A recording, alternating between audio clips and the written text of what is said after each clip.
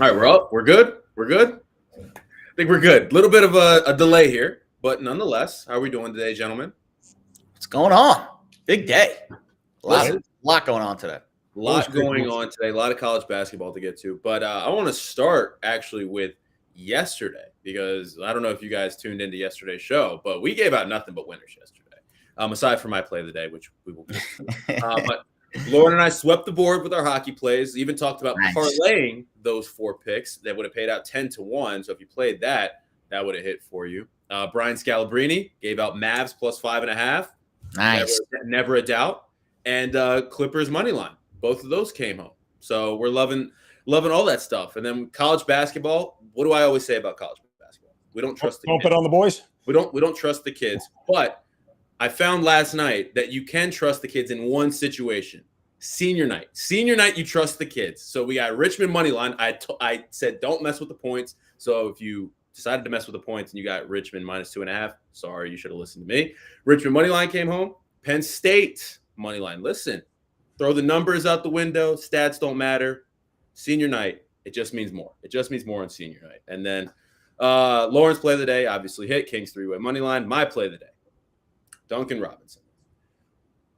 I said 4 threes. I didn't mean 4 fouls in 4 minutes. I mean, geez. I mean, that was just that was a brutal beat for me. But nonetheless, we're back, and hopefully we're getting out some more winners today. A lot more winners today. We got a big card today. We're going to talk some college basketball, but we're going to start with NHL Ice Picks, then get into college basketball. We're going to talk a little NBA before giving out our plays of the day. Sound good to you guys? Sound good to you? Roll, baby. All right. So without further ado, let's bet it. And let's start with college basketball. And if you all are not checking out the Pickswise website, you are definitely missing out. Jim Root has a great column on the website right now with some fantastic plays. So head over to the Pickswise website and check that out. But we got some big games today, boys. Let's start with Purdue at Michigan State. Purdue laying 5 points. That's it's climbing because it was 3 points last night. Yeah. When I looked at this, Purdue, I mean, obviously the better team, the team that the public's going to be all over. But if you've been paying attention to this Purdue team, they are winning, but not covering. Only covering in one of their last 5 games. So, Jared, I will start with you. When you look at this Purdue-Michigan State matchup, what stands out to you and which side do you like? No play for me here. Obviously, really tough to back Sparty after what we've seen from them lately. They got trounced at Iowa the other night. I would put Purdue. Frankly, I think Purdue's offense is better than Iowa's. The efficiency numbers say that they are. So really tough to back Sparty, even though you're probably getting the better number because Michigan State's been hit so hard of late. This line's probably a little bit overinflated. Purdue laying now, I'm seeing 4.5 in a couple spots, mostly 5s. But my guess is the number's a little heavy, but it's really hard to get in front of Purdue and back Michigan State based off of what we've seen from both of these teams. So this is a pass for me. But if I had to play it, you would probably, the value says hold your nose and take Sparty at home and hope they bounce back from really their worst loss maybe of the season by 26, and Iowa just had no mercy in that game. Yeah. I just skipped right over. hockey. We'll get to that after college basketball. Got a little excited here about all our college basketball plays. But Zeno, your thoughts on this game? You're standing in front of the Purdue train. Well, I mean, here's the thing. This is a desperation spot for Michigan State. Like, does anybody think Michigan State's not going to make the tournament? Probably not. But they don't have any quality win on their resume other than beating Wisconsin at Wisconsin. And then they got smoked by Wisconsin at home. Yeah. Like, they really don't. They're falling apart. This is a team that's only averaging 68 points per game over their last 10. The one play they could take advantage of today is the fact that Purdue's defense is bad on the perimeter. Michigan is 12th in America in three-point shooting. But this is all about desperation for Michigan State. I liked Purdue -3. I'm not going to get behind them at -5. It's just too many points to lay on the road at this point in time. But Purdue has a huge size advantage. You talk about Zach Edey, the 7-footer center. I mean, Jaden Ivey coming off a huge performance. I think he had 26 last time out. This is a Purdue team offensively that is as good as any team in America, 5th in points scored at 82 per game. They are number 2 in three-point shooting. Purdue Boilermakers are. So I just don't like Michigan State and the way that they're playing. I'm with Jared. It's probably Michigan State getting the points at home or pass based off of pure desperation. Because if they get smoked here, the way they did against Iowa, you really have to question whether that's a tournament team at this point in time. Speaking of tournament team, Jared, last night I was looking at futures for NBA champions, right? Or NCAA champions. And I'm looking at Purdue at 10-1. Your thoughts on that? Because I'm looking at this Purdue team. I think they're going to go as far as Jaden Ivey takes them, and I think that Jaden Ivey can take them pretty far. Just what are your thoughts on Purdue? They don't play defense well enough to win. To win at all. I don't think. Jaden Ivey's a great player. I don't think he's the best player in the country. I would put a Davis or a Baji, in that category a little bit more, just because of the variance that they can bring with their games. More so, Dave. Like, if you were going to ask me, who do I want, in a big game, in a big spot with the ball in his hands to make a big shot to win a game in the Sweet 16 or the Elite Eight, I would choose Johnny Davis over Jaden Ivey. 100 times out of 100 probably. Great player. Jaden Ivey's probably going to be a better NBA player, but that doesn't really matter as much, I think, in the college game. Purdue's very dangerous. They have something that a lot of teams don't, which is incredible size and toughness in the interior. But they're kind of soft. I mean, their defensive numbers are not good. They don't force a lot of turnovers. They're great on the glass, so they're going to get a lot of extra possessions. But I don't know. I don't see them going to the Final Four winning it all. Okay. Keep that in mind. I didn't play it. I was just looking at it. And it looked Look, if you want a team at 10-1, for those numbers, go get Duke. I think they're a more complete team at 10-1 than Purdue is. And is it crazy to say that Duke is a little bit overlooked this year? Because, like, the ACC has been overlooked. Like, have we forgotten? You sound like somebody who hasn't watched. How about Auburn at 12-1? I mean, you sound like someone who hasn't watched Duke much this year. I'm not saying it that I haven't. I'm saying nationally, publicly, I don't think they're getting the attention that some of these other teams from the SEC and Big 12 are, just because the conference is down. So Duke is an interesting team because against the best opponents, they play up. Yeah. But they tend to play down to the worst. That scares me early on against the, what if it's a 215 or 314, whatever seed, they'd be expecting to be a top 4 seed probably. But if they get to the Sweet 16, they have the high end talent to, I think, beat anybody. But they also it's a matter of getting there. Yeah, I think Purdue is a team that, because of their size, will just bludgeon the first game, their 116 or 215 game. And then once they start to play a little bit more quality opponent in the later on the tournament, I think they're flipped kind of. I think Purdue would be a better early tournament team. Duke, if they get later on, because of their, arguably 2 or 3 best players in the country on their roster. So, and I would put Auburn. I said 12-1. To me, I would say that's the better long shot than, or not a long shot, but a better mid-range tier team than Purdue right now, just because of their defense.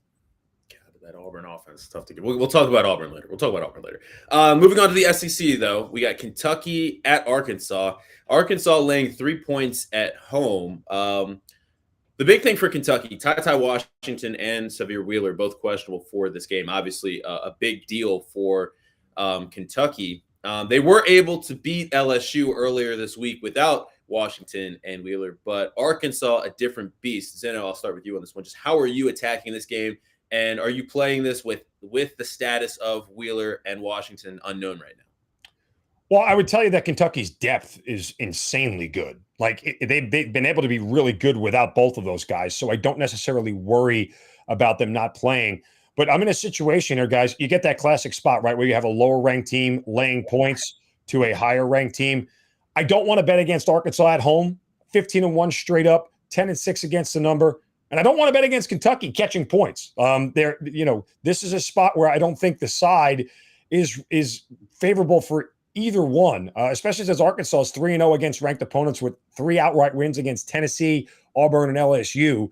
So I'm going to look to the total here and play the over 147. Now, I know both of these teams haven't exactly been like over monsters. Arkansas is a bad 3-point shooting team, 295th in America, but they love to run. And I think both these teams are going to enjoy it today. Bud Walton Arena is going to be pumping. The energy and everything will key into these teams going back and forth for a full 40 minutes. It's a high number. Why fight it? They're telling you that their points are going to be scored. If this ends up like a 65-55 kind of game that we saw, I think, when it was Arkansas versus Tennessee, or even Kentucky against Tennessee, I would be surprised. But I'm going to play the over 147 in the game. I think this is such a good spot for Arkansas. On 9 straight, they won 12 of their last 13. Their only loss was a 1-point loss at Alabama, which was one of the craziest games of the year in the SEC. And Kentucky struggled a little bit away from home. They're great, at home, at Rupp. But they've shown a little bit, their losses at Tennessee, at Auburn, at LSU. Every time they've gone on the road and faced a good team, they've lost. And those losses have all been by more than 3 points. So I think this is the spot for Arkansas today. This was, if I had to rank, I bet on 10 freaking college basketball games today. If I had to rank them, I would put this number 2 on my list. The number 1 we'll get to in the POD later. You bet on 10 college basketball games responsibly. I bet on 10 responsibly. Well, to be fair, that not really responsibly. But there's 146 today. And I couldn't stay away. But I like Arkansas a lot. It's probably my second favorite spot on the board today, I think. I like that. One thing, Jared, before we move on, never mention LSU as a good team. When you're grouping good teams, never mention LSU in that group. So at the time, in early January. No. Never mention LSU as a good team. Just don't do it. All right, let's move on to Auburn, because this is a game, the line kind of stinks to me a little bit. Auburn catching 3 points at Tennessee. So you might be looking at the higher ranked team catching 3 points, and that might just tell you to jump all over it and take the points. But for me, I'm looking at this. Auburn, they really haven't been great on the road this year at all. At all. This is a team that struggled with St. Louis, South Florida, Missouri, almost lost to Georgia. Struggled with Alabama on the road this year. And this is a team that relies on its defense, a lot like Tennessee. So I just see a really ugly game. A stay away from me, but what are your guys' thoughts on this? But everything's telling me to lay the 3 points with Tennessee, but it's a stay away from me. No, Glaze, I'm with you. I'm going to lay the 3 points with Tennessee. And like you talked about, could be ugly. I think the under is probably the play here. Look, Tennessee's defense, one of the best in America, number 24, giving up just 62.8 points per game. Look at what Tennessee won. They're great at home, 14-0 straight up. Okay, 8-6 against the number, but they're a fantastic home team. But look at what Tennessee's defense has done to some of the better offenses in the SEC. They held Arkansas to 58. They held Kentucky to 63 in the rematch, and they held Bama, a team that scores in the low 80s, to just 73. This is a defense that is set up to slow down Arkansas's offense. Auburn's offense. I know how good Auburn's offense is and how competent they are, but I'm not going to bet against Tennessee and that defense at home today. There's a reason why they're favored. Again, another spot, Jared, where you have the lower-ranked team laying points against the higher-ranked team. This is the spot where I can get behind Tennessee, because I don't think Auburn, the way they played on the road, as Glaze has said, and struggled against some of those teams, is as good as Kentucky is on the road. So I'm going to back Tennessee here and lay the 3 points. Tennessee hasn't lost a home game all year. Nope. So, I mean, there's really not much else you could say other than the line is stinks to high heaven because everyone's going to be wanting the points with Auburn, and I totally understand why. Auburn's tremendous. But there's a reason why Tennessee's favored in this game. Would I lay the 3 feeling confident that no, it's one of those Tennessee or pass kind of spots. Like you can't take Auburn in this spot because of what the line is telling you and because what Tennessee's done at home. I'm not thrilled to lay points with Tennessee against a really good Auburn team who at any point could play that elite level of defense and just completely shut down this Vols offense that's been very dynamic this year. But this is officially a pass for me. But if I were to play it, I would definitely lean towards the Vols because of those stinky line factors that we certainly like to talk about here on the show. This is another one that stinks for me. Let's move on to the Big 12. This line is also really interesting. Kansas at Baylor. Wrong team favored. Kansas at Baylor. Baylor laying 2.5. This is, I think, by far the toughest conference game for Kansas this year. Going on the road at Baylor. But Baylor, they lost by 24 earlier this month to this Kansas team, but they're favored today. Mark, I already know how you feel. Jared, what are you thinking about this one? Yeah, Mark makes his point. I understand there is certainly an element to this where Kansas is a much better team at its core, at the top. But man, oh man, every time I think about pulling the trigger on Kansas, I flash back to that game against Texas. And I just think about the tough spot on the road where they had a lead and everything was going their way. And then it just crumbled. Like it was and there was no logical reason why. It was a banked in 3 and a couple of turnovers late and some missed free throws. Just the little things that you need to do to close out a big, tough game on the road. And Kansas, for some reason, it's an intangible thing that you can't really quantify in a box score, a little short for me right now. So while I certainly agree that Kansas probably on paper is the better team, I really struggle to get to the window with them on the road against a tough conference opponent because I have those flashbacks to them struggling in key spots down the stretch, and that's what they need to close out games. But they could still lose by 2, and Zeno still wins his bet, right? I mean, look, Kansas, they've won 3 in a row and covered all 3 by double digits, right? This is the first time all year long that Kansas has been a dog. And for what it's worth, Baylor has been a dog twice, once to Kansas and lost, and the other one to Texas Tech and lost. I think Baylor's a little bit overrated. Like the quality wins on their schedule at this point are Texas, was about a week ago, and Villanova all the way back in December. Other than that, the Iowa State win's not a quality win anymore. No. Michigan State's not a quality win. Like they haven't beaten anybody. I just feel like they're a little bit overrated, and the line is telling me that there's no way they should be a 3-point favorite to the number 4 shooting team in America, who's shooting nearly 50% from the field. Kansas is the better team, the more complete team. I get going on the road within the conference is always tough. But I'm backing the Jayhawks here today with a good bit of confidence because the wrong team is favored. This should be Kansas laying points, not getting points. They have the best player on the floor at all times with the Bauchi. That to me that matters in a game like this. But man, oh man, I just have these. Kansas is such a public team, though. That's the only thing. That's the only thing that kind of scares me off this is Kansas being such a public team that people would lick their chops to get Kansas and points. Yeah, people are going to be betting Kansas today, no doubt. This is going to be a big spot for Kansas, so I'm passing for sure on that one. Let's go to the big boy, Gonzaga at St. Mary. This is going to be a great one. Past my bedtime, even on a Saturday. No, you're staying up for this one. I'm not going to be up for this one. Listen. I'll tell you. There's a midnight game tonight, Long Beach, Carolina, and Cal Bakersfield, Hawaii. If you really want to get weird. No. I'm probably going to be. You might be awake when that game's still going on in the morning. You're going to wake up, 3 a.m., right? Early wake up. See, that's the thing. We'll get into my sleep problems later. I go to sleep at like 10, but then I wake up at 3, stay up for 2 or 3 hours watching a show, and then I'll go back to sleep at 6 or 7. Yeah, but let's talk about the game. Gonzaga, we talked about them earlier in the week against San Francisco when they were laying 10 points, and I thought that number was too small, and then obviously they end up blowing out San Francisco.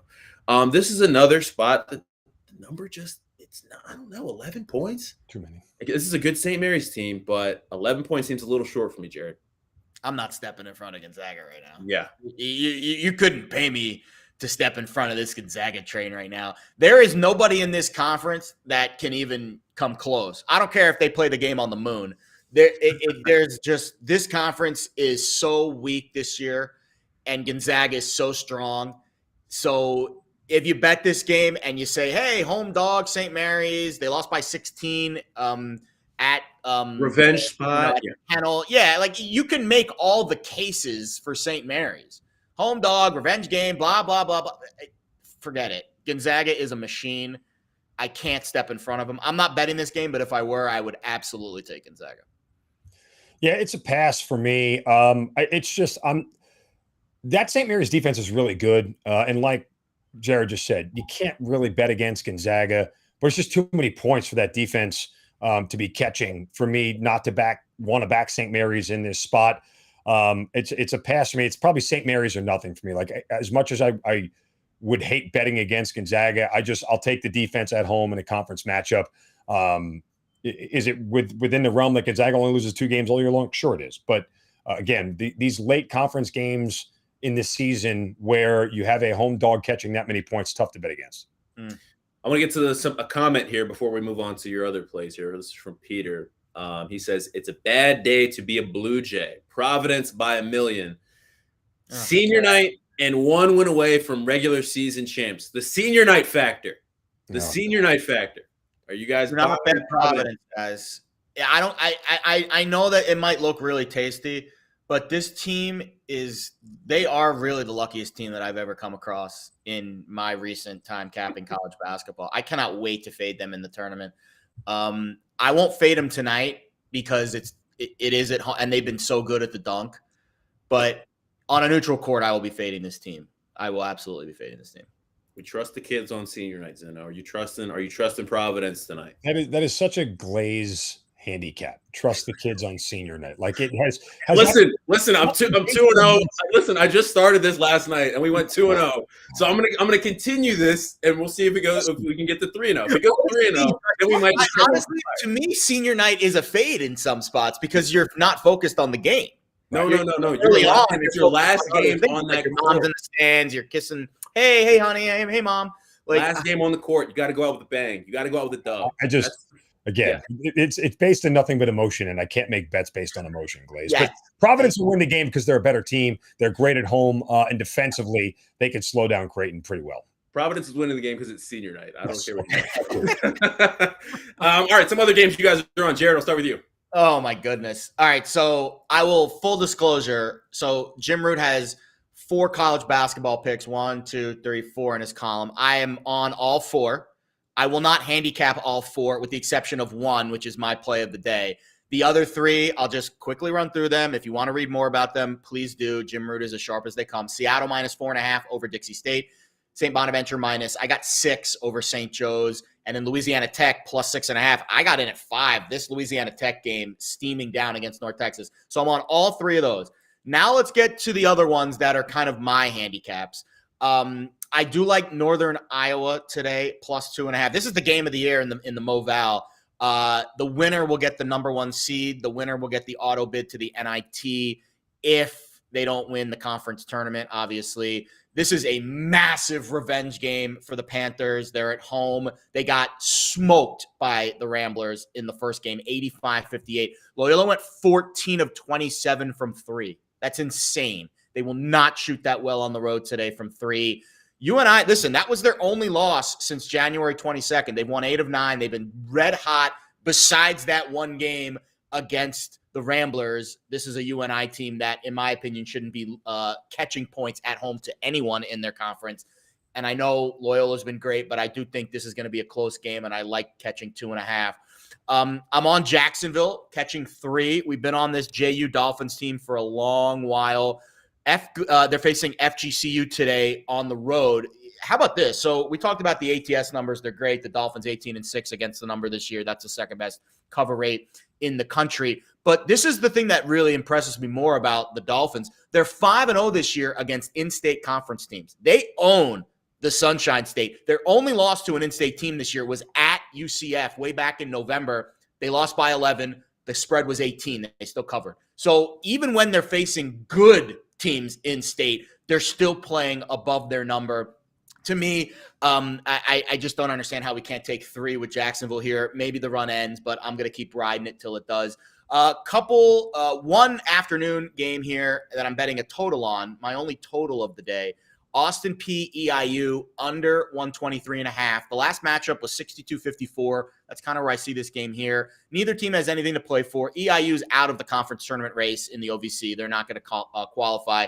And Austin P is locked into a 5 or 6 seed. So I don't really think either team is going to be pushing the tempo. And EIU plays a really slow tempo. Austin P plays even a slower tempo. We were on Austin P's under a few days ago. It was 55-55, and then it went to overtime, and it went over. So, to me, the pace with the Governors is where we lean here. Utah State laying 2 at home against Colorado State. This is a sandwich game for the Rams, coming off a big win over Wyoming. Next week, they play Boise State, who's the top seed in the Mountain West Conference, and it's also a revenge spot for Utah State. Colorado won 77-72 back in January. To me, this Aggies team's a little underrated. They were a tournament team last year. This year, underachieving, but they got their senior guard, Brock Miller, back the other day, and they kicked the crap out of New Mexico.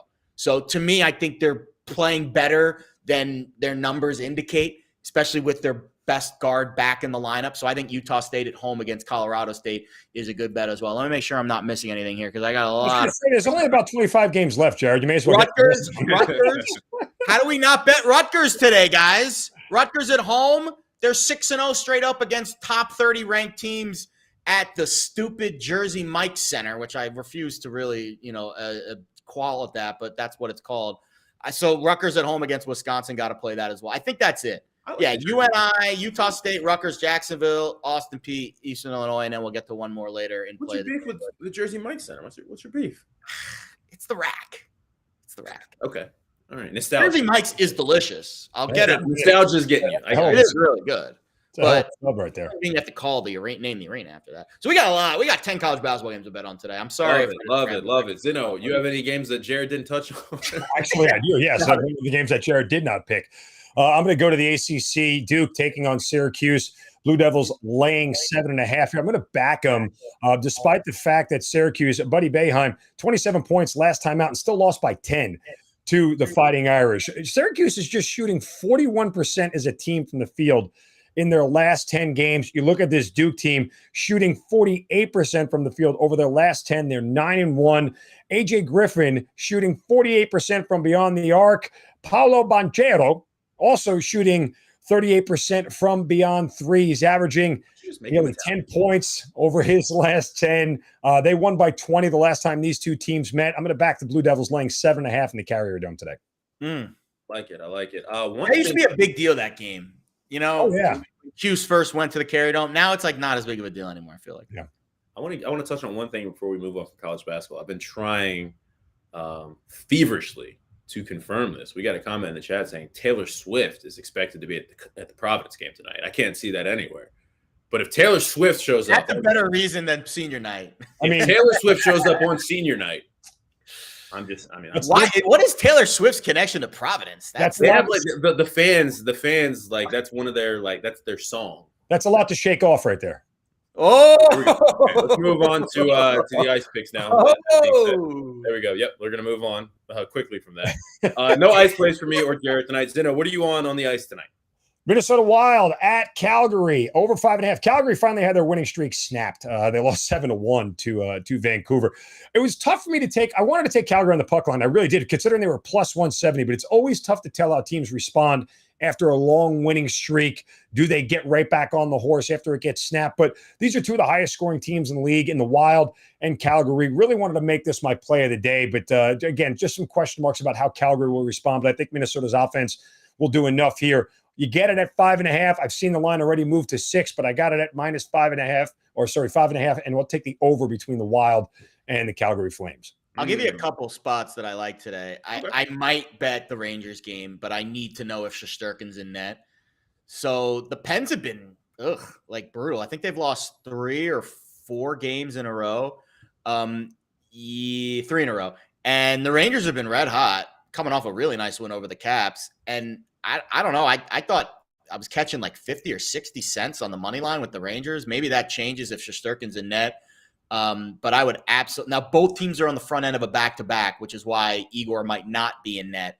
But if Shesterkin is in net and the Rangers are a dog, must bet. anytime Shesterkin's in net and the Rangers are catching money, as an underdog, you have to bet that. Also a great first period under team, the New York Rangers. Yeah. I started on them the other night. You're sweating it out a little bit after that first goal, though. They got that first goal. I texted Glaze after they scored. I'm like, damn it, 8 minutes left. We got to hang on.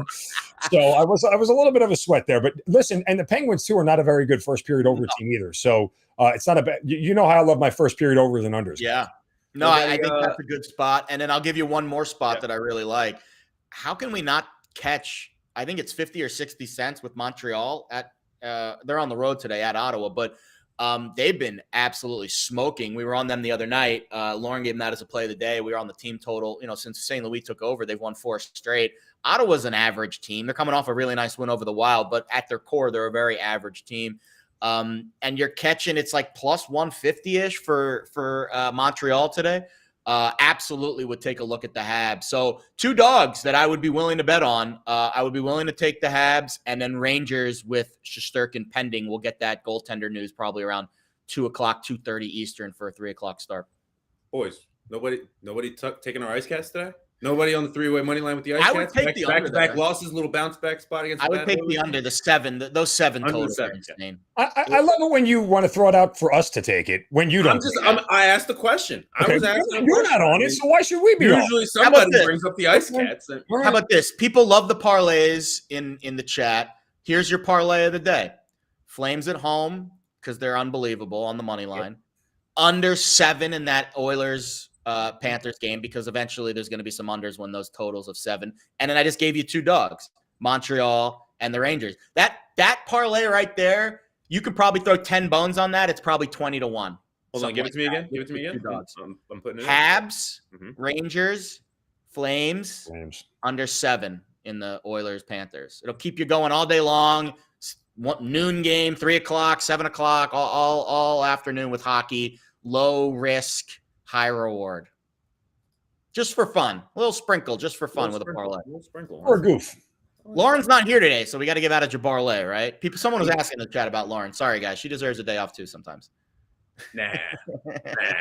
Make her work. The people want picks. She's got to work. Want picks. Her hockey picks have been unbelievable. Let's move on to the NBA. The NBA is actually, I'm looking at that for my play of the day, but Zito, what do you have in the association today? What are you looking at? Looking at a really fun, exciting game between Memphis and Chicago in an over 236. Chicago laying 2 points in this game, but you talk about 2 of the highest scorers in the league, and Ja Morant and DeMar DeRozan. These are 2 of the highest scoring teams in the league. Memphis number 3 in points per game. Chicago number 7. Also, Chicago number 2 3-point shooting team in the league. Both of these teams have played to the over 55% of the time this year. Neither one of them are on a back-to-back. A lot of back-to-backs in the NBA today, but they're both coming off a day's rest here. And Chicago at home should be a lot of fun. They'll push the pace in this one. You get a moderate number at 236. I think it's attainable for both these teams to get to in the high 110s, if not 120. I'll play the over and sit back and watch this one and have a lot of fun.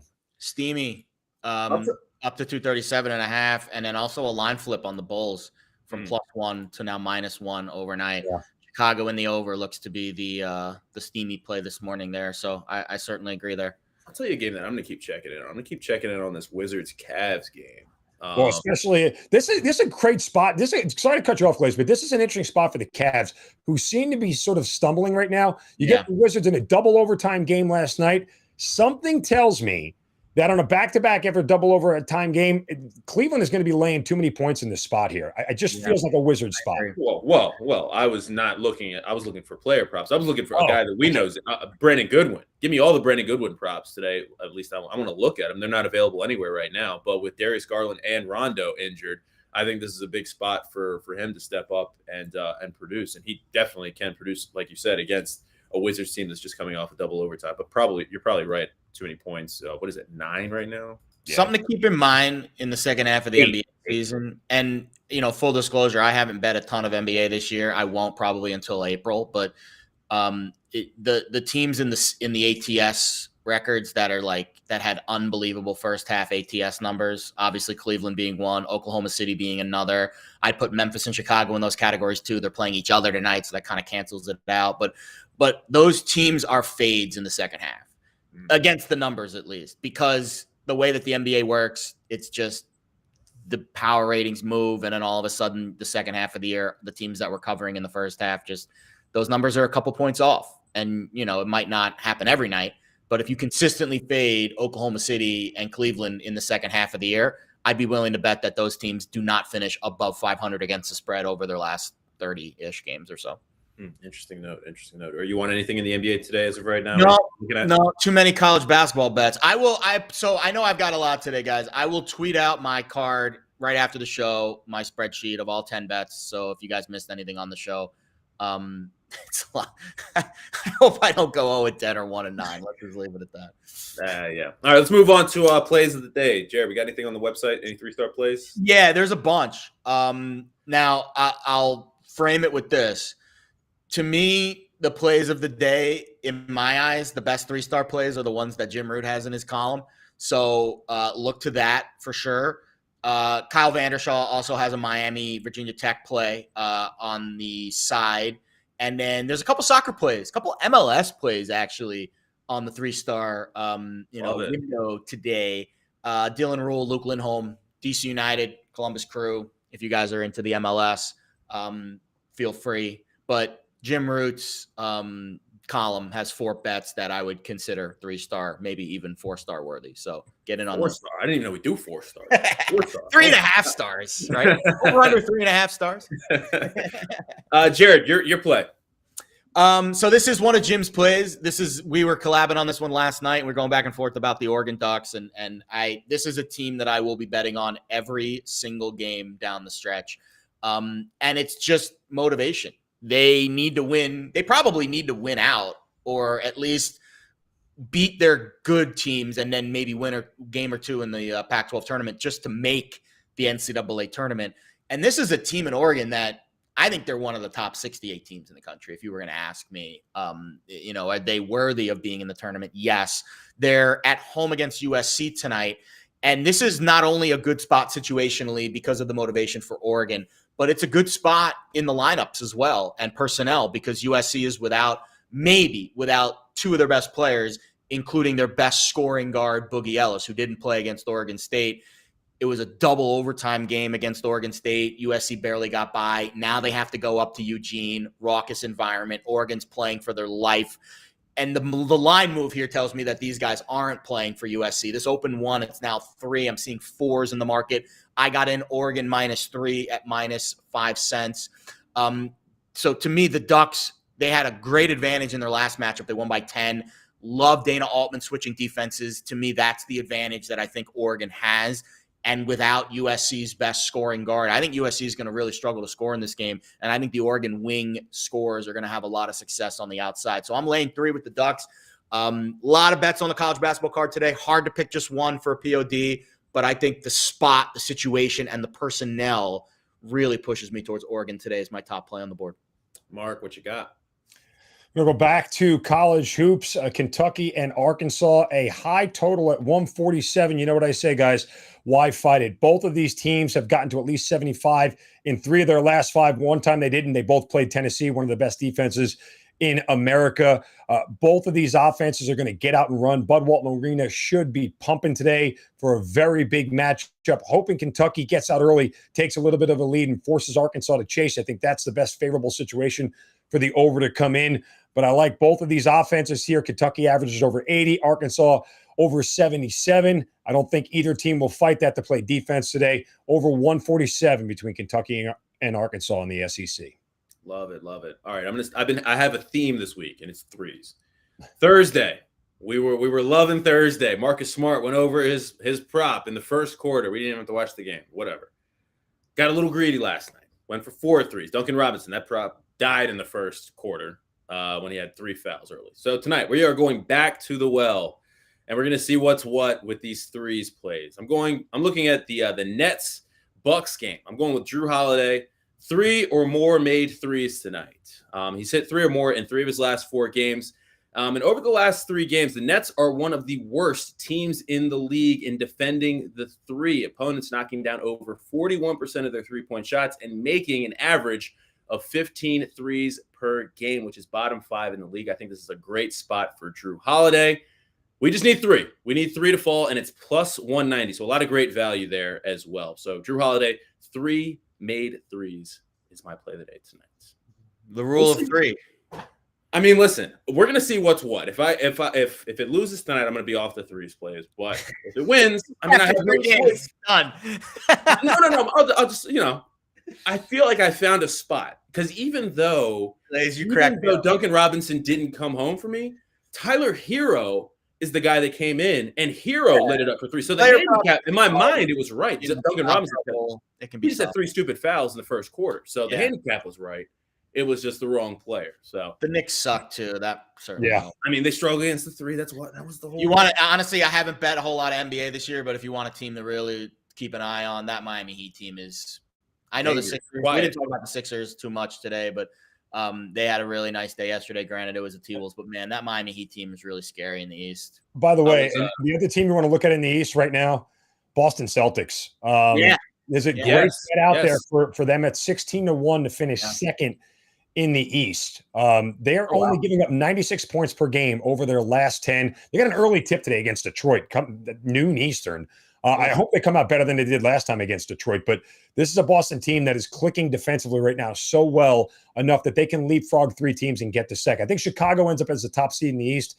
With Boston coming in second, Miami right there behind him, and Milwaukee finishing 4th because Milwaukee doesn't care where they finish because they're good enough to be. East is wide open. Yes. Like honestly, I wouldn't bet the favorite in the East. I'd look to. I think it's Brooklyn. I would look to everywhere else, but Brooklyn could win the East for sure. In the West, I think it's really Phoenix or Golden State. Maybe more Golden State now without Chris Paul. In the East, there's 5 or 6 teams I think that could win that conference. Yeah. All right, boys. Well, good luck with your plays tonight. We will be back tomorrow at 10 a.m. Good luck with all of your picks.